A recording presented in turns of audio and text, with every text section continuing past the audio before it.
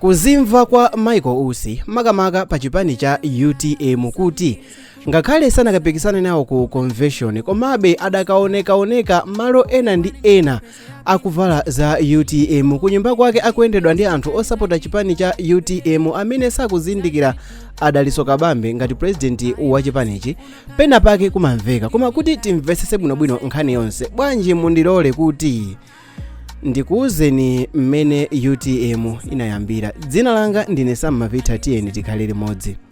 Malemu Dr. Saulos Klaus Chilima mzimu wawo upitirire kuusa mumtendere. Iwowa limodzi ndi Patricia Kaliati, Noel Masangwi, Louis Ngalande, Makondi komanso ena ambiri anali ku chipani cha DPP. Chipani cha DPP chinayamba kuzunza achilima posamawatuma ku maulendo akunja olo ochitika mziko momwe muno. Peter Mutharika akamapita kunja kwa ziko amasiyira dziko nduna m'malo mwa vice president wake, ndipo zinthu izi zinafika pa chimponda chimera makamaka mu nthawi imene vice president wa dziko mu nthawiyo bwana Chilima anaganiza zakuti akayima nawo ku convention ya DPP kufuna kuchallenge Peter Mutharika kuti mu chaka cha 2019 Saulos Chilima ndi amene azanyamule mbendera ya DPP. Zitaziwika zotero anthu anayamba kumusala moonekeratu m'misonkhano yambiri ya DPP mkuluyu sankaoneka, ndipo anthu ochuluka makamaka osatira chipani cha DPP amene amakhala very close ndi president anayamba kusakondwera nazo ndipo anayamba kumutukwana Chilima. Chilima ndi gulu lawo anaganiza zongotuluka DPP mchaka cha 2017 ndipo anayambisa chipani chake chimene amachitchula kuti United Transformation Party kapena kuti UTP.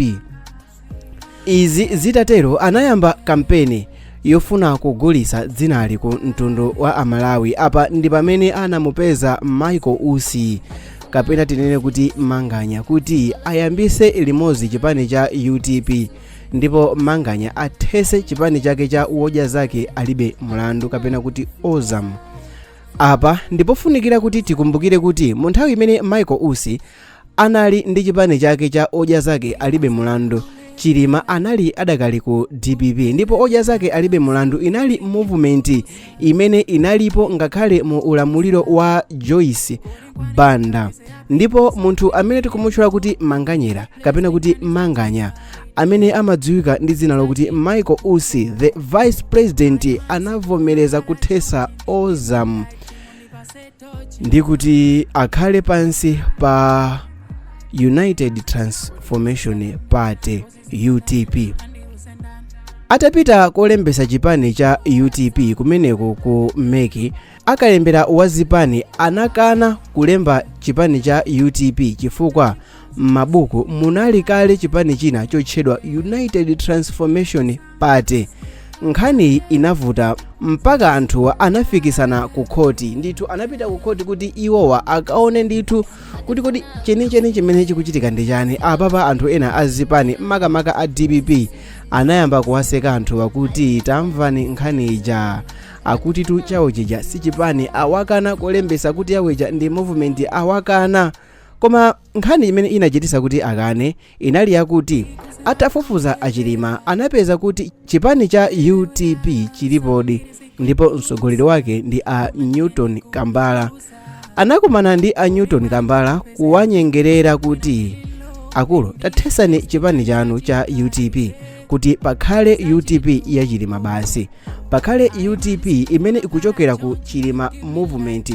Atakambirana Akambala anavomereza, koma anthu agulu la Chilima anakana kugwirisanso zina la UTP chifukwa chokuti anthu wasankafuna kuti azioneka ngati kuti iwowa akusatira chipani china chake, komanso poona kuti linakanidwa kale anaona kuti sichanzeru kuti lipitirize kulimbana ndi dzina la UTP ndi bungwe lolembera zipani. Atakhala pansi Chilima, Usi, Kambala, Kaliati, Makondi, Ngalande ndi Amasangwe anagwirizana kuti asinthe zina la chipanichi kukhala United Transformation Movement, imene ndi UTM imene timayidziwa panopa, chifukwa chakuti anthuwa ankafunisisabe ndithu kuti pakhale united komanso mawu okuti transformation. Mawu amene ankafunikira kwambiri ndi awiriwa, united komanso transformation, ndipo izi sizinavute kolembesa chipani ndipo zinatheka. Anapanga convention ndipo Chilima anakhala president, ndipo malamulo a chipanicho anapereka mphamvu kwa president wa chipanicho kuti ndi amene azasankhe running mate, ndipo anthu onse sazakhumudwa running mate iyo akazasankhidwa, ndipo running mate iyo ndi amene azakhale vice president wa chipani. Ndipo Achilima anasankha Manganya kapena kuti Michael Biswick Usi kukhala running mate wa vice president. Mu nthawi imeneyo anakhala running mate wa president wa chipani cha UTM mu nthawi imeneyo.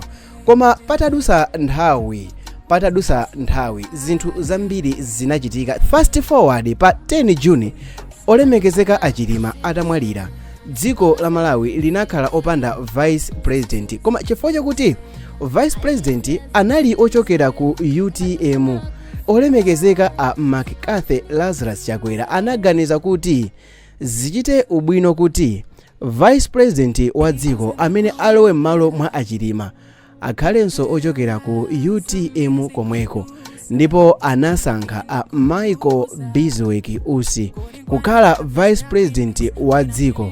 Koma nthawi imeneyo tikumbukire kuti nthawi imeneyo mwa malamulo a chipanichi, nthawi imeneyo anali mwa automatically president wa chipani cha UTM.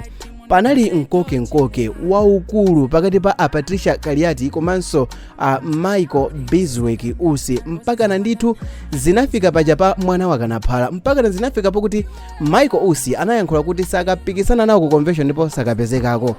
Sanapite kodi m'malo mwake a Daliso Kabambe ndi amene anasankhidwa kukhala president wa chipanichi.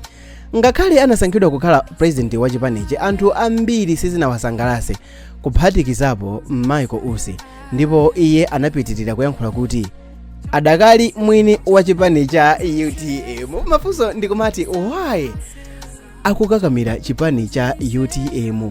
Tikhonza tonse kuvomereza kuti Michael Usi anachita risk kuvomereza kuthesa movement yake ya uja zake alibe mulandu, ndicho linga chakuti agwire ntchito ndi Achilima. Ndokapezeka nokuti iyeyo wachitidwa kick out. Munthu amene ndi membala odalirika wa chipani cha DPP anabwera ku UTM ndikuzatenga udindo wa upresident ku chipani cha UTM, kuwasiya anthu ngati Newton Kambala, anthu ngati Mtumbuka, anthu ngati Patricia Kaliati kuwasiya pa bench. Iye ndikutenga ulamuliro, iye ndikutenga mpando. Well, ndikhala ndikukupasirani zambiri. Chimene ndingakulonjeze ndicho kuti mukhale pomwepo, zambiri zikhala zikuchitika. Dzina langa ndine Sam Mavita. Ndikutheka kuti musiku alero mwaphunzira, mwadziwa chifukwa chani mkuluyu akukamira chipani cha UTM, ndi chifukwa chani dolo wa mfupiyu akulankhula kuti chipani cha UTM ndi chipani chake.